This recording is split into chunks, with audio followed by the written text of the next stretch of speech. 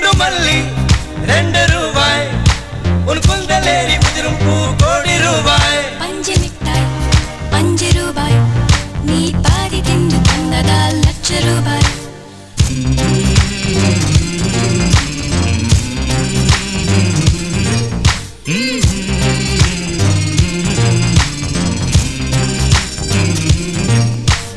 காதலிக்கும் பெண்ணின் கைகள் தொட்டு நீட்டினால் சின்ன தளர் கூட தங்கந்தானே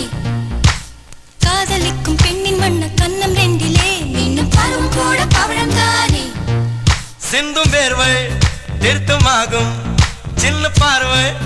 மோட்சமாகும்